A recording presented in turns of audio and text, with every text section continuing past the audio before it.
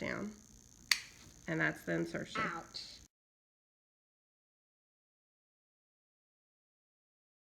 Hi guys, since we didn't do a video this year, I'm gonna show you guys sort of what our life looks like on a daily basis. Pierce started wearing a pump in June. Before that, the past 3 years, Pierce used just the traditional shots. And in June, we switched to the pump. And this is part of the pump, and the other part he wears, and it infuses him, and he wears 2 other things, or 1 other thing, and this is the continuous glucose monitor. And this tracks as he's high right now, and this tracks his blood sugars every 5 minutes. And it gives us somewhat peace of mind to know if he's high or low and how to adjust. So I'm going to show you guys how we switch out. We switch out the continuous glucose monitor sensor 1 time a week, and we switch out the pump every 2 or 3 days. And it just so happens that we have to switch out both tonight. So I'm going to show you what that looks like. So Pierce just came in, and usually if I have to switch both of them out, I try to coordinate it where we can both switch them out, and he can have a bath device free, and then when we put him back on. So 1 week ago we put the sensor on, the new sensor pod 4. This goes with the continuous glucose monitor, and it's time to remove this. He's high right now. He just came in from playing to try and get a high blood sugar down, so he's going to have a bath in a few minutes. So first we deactivate or turn off. Don't shut it down. Nope. Let's see. First we try to stop the sensor. And so we're stopping the session. And it's okay to remove it. So usually this comes off without too much pulling. And the sensor comes off. And now we're going to remove, this is the insulin pump, or the Omnipod that he wears. And we're gonna strip his shirt off. And sometimes I use coconut oil to get it off, especially if we have skin tack on it. It's ticklish.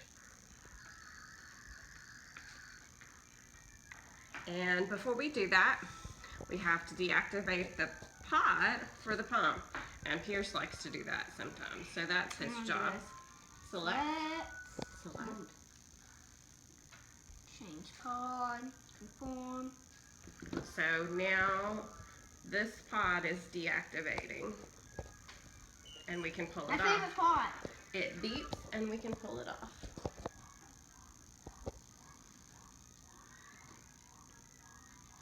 And sometimes this comes off easier. Ouch. Sometimes not. And sometimes not so much.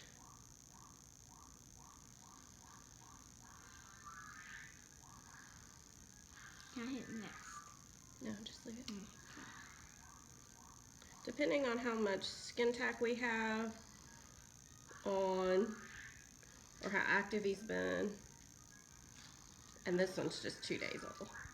My favorite part. This is the cannula. This is the part of the pump that goes into his body and gives him insulin. And this is what he wears. And we discard this now. And now it's bath time. Device free. My favorite part. Time to put it on. So he just finished his bath, device free. So I'm taking the transmitter, which pairs with this and gives the numbers on the Dexcom off of the sensor that was inserted from last week. And we're going to set that to the side. And Pierce, because the Dexcom insertion and needle is a little bit longer, it's pretty painful for Pierce. So Pierce uses EMLA which is a lidocaine cream each week that we put on. It actually numbs you. It's basically a numbing cream. Yeah, it's a numbing cream, and we put it on. That was just for the ones who don't know what it means. Yeah, that's good. We put it on. It's a numbing cream, and we put it on for about an hour before we insert the decks. And so we took it off of the left arm, and he likes to wear it on the right arm. Well, on the arm. So I used to wear it on my belly, but since we start like this numbing cream stuff, with the pump. I'm brave enough to put it on my arms. Yeah. So we started with the Emla, and he usually wears the pump on his belly, and we wear the CGM or Dexcom on his arm. So I take the Emla, I put a glove on because I don't want numb fingers, and we smear it on. And it doesn't feel that good, trust me. It feels kind of cold. Yeah. And then we wrap it, and we keep it on for about an hour. It's actually 3 hours to put the Dexcom on because you have to wait an hour for this. In 2 hours, the Dexcom has to warm up, and it takes 2 hours for the Dexcom to warm up. Yeah. So an hour for the Emla to take effect, and then we actually insert the Dexcom, and then it takes 2 hours. The pump. I don't know if we can use the Emla for the pump, so it's kind of painful. Sometimes the pump can be kind of painful, and he's not real keen on switching out the pump every. I tried it on my arm, but it was a little painful. But so now what we're gonna do is we're waiting an hour for the Dex for the Emla to take hold, so the Dex cream so the Emla cream will be into full effect before inserting Dex. Can we stop this stencil with my phone this time? Yes. And so now what I'm going to do is I'm going to show how we insert the pump each week. So the pump comes in a container like this, and we break it open, and it's not that fun, trust me. It comes with a needle. Yeah, sometimes this isn't his favorite part. At first, when you first get the army part, the first couple times when you insert it, it's gonna hurt a lot. But once you get used to it, it just kind of makes you go like that. It's just pretty fast once he's kind of used to it. It's not his favorite thing, but once he's become kind of used to it. My favorite thing is nothing. Yeah, My favorite thing is cars, and that's it. I know your favorite thing is cars. And you like lots of cars. So, actually what I'm going to wear for the walk this year. It's going to be yes, a car theme. He wants to have a car theme for his walk this year, for the JDRF walk. Yes, okay. Car theme. All right, so what I'm going to do now is I'm going to fill the insulin vial with air and then drop the insulin.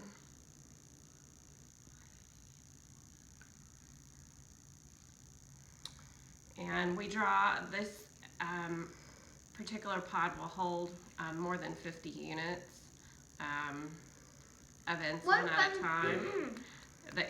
So you draw up quite a bit of insulin, like 100, 150 units of insulin. So sometimes it's hard to get all the air bubbles out because you're drawing a bigger volume than you would in a smaller syringe for injections. Fun fact, now I forgot what I was going to say. Oh well. So sometimes I draw up way more than I need. Now I remember. Fun fact. And just don't insert the bubbles. Fun fact, with this kind of type of a pump, something might go wrong and it like beeps and it never stops. Well, not technically, because once it beeps for quite a while, it goes good. Yeah, sometimes it will alarm. And you have to break the voice box. Yes. When that happened to us? That happened 2 times, but the first time it automatically turned off. Okay, so now we filled the pod with insulin, I don't want to do this. and we're going to activate it. It has to pair with the PDM. This is the personal diabetes manager. This is actually just the brain for the pump, and it will prime the pump. So we wait for it to prime. Takes a while. Yes, it can take a little bit. That big click you just heard, that's what it sounds like when it inserts. Yep.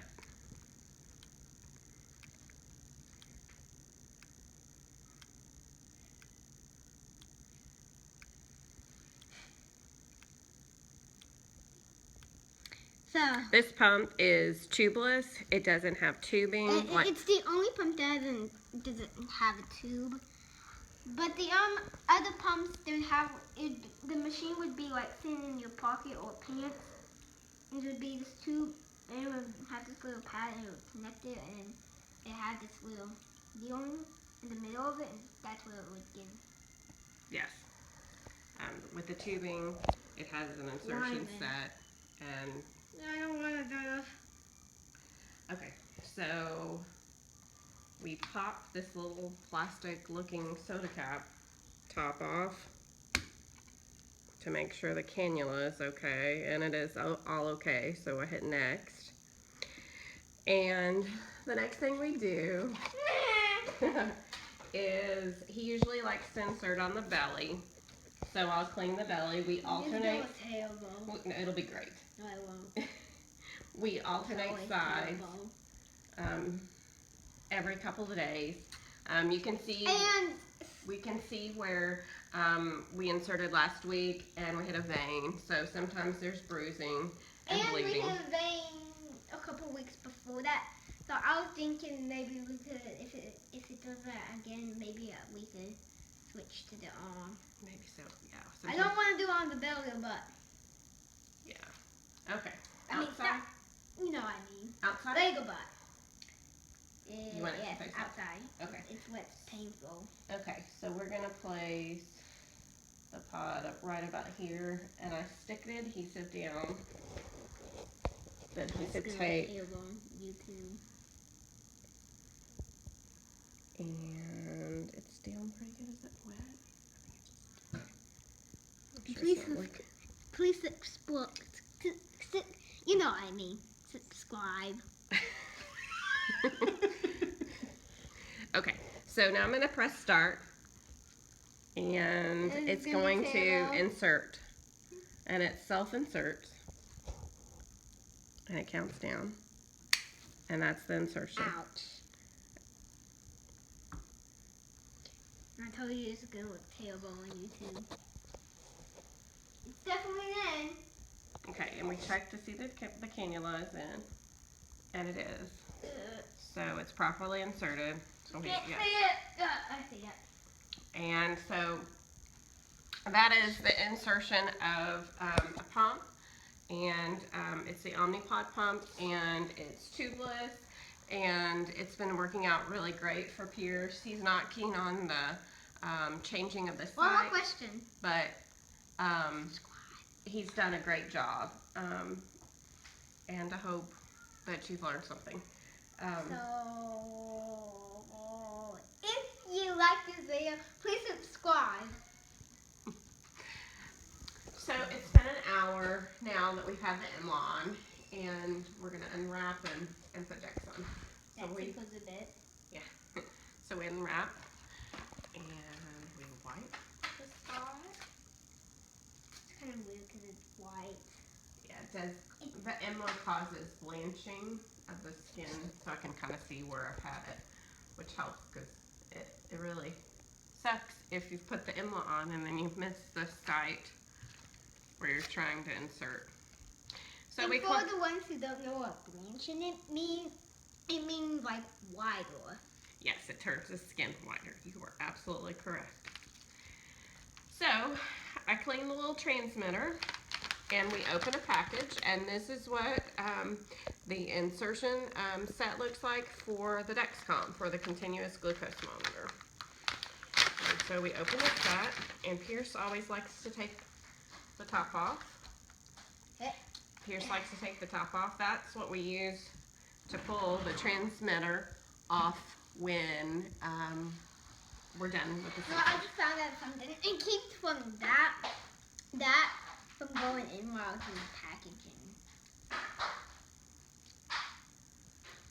So, we're gonna remove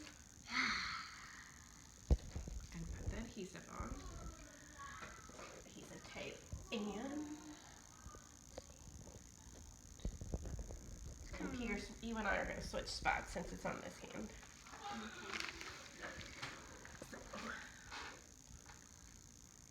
So we'll put it right about here. Okay. And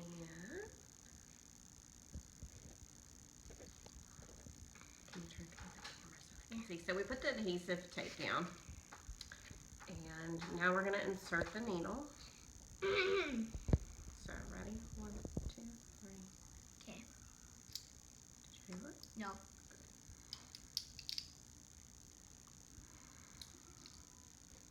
Okay. So Yeah, at first it looks complicated, but it's not really that complicated. yeah, it looks kind of complicated at first when we first started doing this, but now we've become all pros at it. And we stick the transmitter on and pull the little tab off, and the sensor is back on and the CGM is back on, and we can activate it, start it. And it takes about 2 hours for the glucose numbers to start showing back up, but now we're back in business. It actually, it takes a while for it to warm up, but the good part is that there's like a graph there and it would usually show the number, but it doesn't show the number, but the graph is still there, so that's the good part. Yes, it counts down. And so I think we're done. So we got the pump on and we got the Dexcom on, and we did this to show that this is kind of a sneak peek into Pierce's daily life living with type 1 diabetes. And it's not... I guess it's basically a sneak peek since we didn't do a video this year, so yeah. I have no idea. And so we just wanted to share this with you so you would see what living with type 1 diabetes looks like. We are doing the JDRF walk on October 22nd, and we would love for you to join us. Last week was a pivotal week. The FDA approved the first hybrid artificial pancreas, and that is a huge step. JDRF helps fund better treatments for CGMs, for pumps, for beta cell encapsulation. It's our hope to someday find a cure in Pierce's lifetime. And we would just love if you could walk with us or find it in your heart to donate anything that you could to Team Pierce. And we'll link below our team webpage where you can donate. And if you have any questions, just holler at us. I would like to say something. Please donate money to JDRF. Please. Thank you very much for helping us. Have a great evening. So, there's one more thing I want to tell you. If you have a diabetic kid and you don't know about JDRF, I recommend you to start and see what it's like, because it might be better, and it was better for me. So I want you to check what it's like. If it's better, you can do it. If it's not, I don't really know. But that's all I want to say. Bye. No, I've still got a lot of fire left in me.